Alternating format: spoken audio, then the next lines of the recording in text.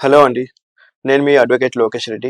ఈ రోజుల్లో ముఖ్యంగా భార్యాభర్తల మధ్యలో ఉన్న సమస్యలు చూస్తే, ఈ కోర్ట్‌లో డైవర్స్ కేసెస్ అనేవి చాలా చూస్తుంటాం.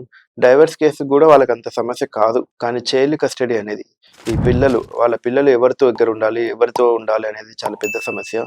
జనరల్‌గా ఏంటంటే హిందూస్‌లలో 5 సంవత్సరాలు దాటిన పిల్లలందరికీ నేచురల్ గార్డియన్ వచ్చేసి ఫాదరే. అందరూ జనరల్‌గా అనుకునేదేంటంటే ఆడపిల్లలైతే అమ్మ దగ్గర, మగ పిల్లలైతే ఇద్దరు జాయింట్ కస్టడీ వస్తుంది అని అనుకుంటారు. కానీ ఆడపిల్లైనా, మగ పిల్లలైనా 5 ఇయర్స్ దాటిన పిల్లలు ఎవరైనా సరే నేచురల్ గార్డియన్ ఫాదరే.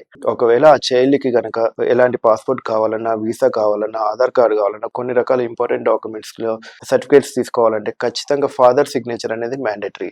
తల్లి సంతకం ఉన్నా లేకపోయినా ఫాదర్ సంతకం అనేది ఖచ్చితంగా ఉండాలి. సో నేను క్లియర్‌గా చెప్పేదేంటంటే హిందూస్‌లలో అయితే నేచురల్ గార్డియన్ 5 ఇయర్స్ దాటిన పిల్లలకి హస్బెండ్ మాత్రమే. అంతేకాకుండా ఈ చైల్డ్ కస్టడీ కేసులలో వాళ్ళు చాలా ఎమోషనల్‌గా ఫీల్ అవుతూ ఉంటారు. జనరల్‌గా ఏంటంటే డైవర్స్ కేసు నడుస్తుందని కూడా పెద్ద బాధ అనిపియదు.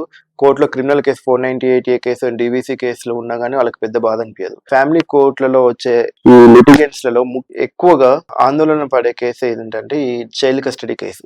పిల్లల్ని చూడనీయకపోవడం. స్పౌస్ తన పిల్లల్ని తన దగ్గర పెట్టుకొని స్పౌస్‌కి పిల్లల్ని చూడనీయకపోవడం. అత్త మామల్ని తర్వాత వారి స్పౌస్ యొక్క బంధువులని, పిల్లల్ని చూడనీయకపోవడం. ఇలాంటి కేసెస్ మనం తరచుగా చూస్తూ ఉంటాం. జడ్జెస్ కూడా వాళ్ళని గదమటం, వాళ్ళని తిట్టడం, వాళ్ళని వార్నింగ్ చేయడం ఒక్కొక్కసారి. ఇలాంటివి కూడా మనం ఫ్యామిలీ కోర్ట్స్‌లలో చూస్తూ ఉంటాం. అయితే ముఖ్యంగా పిల్లల విషయంలో ఎలా ప్రవర్తించాలి? చైల్డ్ కస్టడీ పిటిషన్ వేసి పిల్లల్ని చూడడానికి ఒక విజిటింగ్ రైట్స్ ఎలా తీసుకోవాలి? ఒక ఇంటరిమ్ కస్టడీ ఎలా తీసుకోవాలి? ఒక పర్మనెంట్ కస్టడీ ఎలా తీసుకోవాలి అంటే కొన్ని రకాల స్టెప్స్ ఉంటాయండి. మీకు గనక పిల్లలు స్పౌస్ దగ్గర ఉన్న ఎలాంటి ప్రాబ్లమ్ లేదు.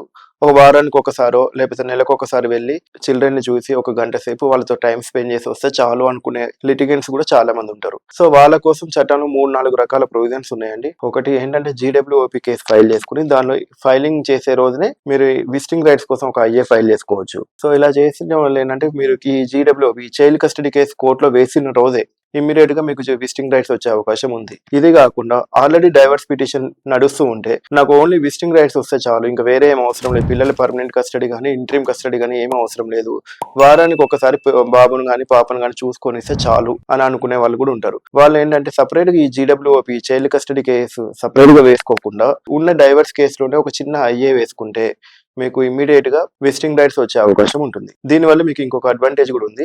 ఏంటంటే ఈ ఐఏలో మీకు ఆర్డర్ వచ్చినాక ఈ మెయిన్ డైవర్స్ కేసు డిస్పోజ్ అయ్యేటప్పుడు ఈ విజిటింగ్ ఆర్డర్ ని కూడా దాన్ని ఇంప్లీట్ చేసేసి ఆ మెయిన్ జడ్జ్మెంట్ ఇస్తారు. ఈ డైవర్స్ అయిన తర్వాత కూడా ఎవ్రీ వీక్ మీరు వెళ్ళి మీ చిల్డ్రన్ ని చూసుకోవచ్చు. ఐఏ ఫైల్ చేయడం వల్ల వస్తుంది. ఇంకా ఏంటంటే ఇంకొక థర్డ్ ఆప్షన్ ఏంటంటే మీరు హైకోర్టులో హేబియస్ కార్పస్ అని ఒక పిటిషన్ ఉంటుందండి. మీరు వన్స్ హేబియస్ కార్పస్ ఫైల్ చేస్తే హైకోర్టు రెస్పాండెంట్ కి ఇమ్మీడియట్ గా ఒక నోటీస్ పంపిస్తుంది. కొన్ని సందర్భాలలో డైరెక్ట్ గా విజిటింగ్ రైట్స్ కూడా హైకోర్టు ఇవ్వడం జరుగుతుంది. ఫ్యామిలీ కోర్టుతో పని లేకుండా డైరెక్ట్ గా హైకోర్టులోనే హేబియస్ కార్పస్ వేసుకుని విజిటింగ్ రైట్స్ తీసుకున్న కేసెస్ కూడా ఈ మధ్య చాలా ఎక్కువగా వస్తూ ఉన్నాయి. సో నేను మీకు చెప్పేది ఏంటంటే ఓన్లీ విజిటింగ్ రైట్స్ కావాలనుకుంటే హైకోర్టు కైనా వెళ్ళొచ్చు, లేదంటే ఆల్రెడీ డైవర్స్ కేసు పెండింగ్ ఉంటే డైవర్స్ కేసులో వేసుకోవడం మంచిది. ఇవి రెండు పెండింగ్ లేనప్పుడే మీరు జీడబ్ల్యూఓపీ వేసుకుని మీరు విజిటింగ్ రైట్స్ ఐఏ వేసుకోవచ్చు. అయితే నేను ముఖ్యంగా మరి విజిటింగ్ రైట్స్ అయితే ఈ మూడిట్లలో ఎలా అయినా తీసుకోవచ్చు కదా, మరి జీడబ్ల్యూఓపీ చైల్డ్ కస్టడీ కేసు వల్ల లాభం ఏంటి అని కూడా అడుగుతూ ఉంటారు.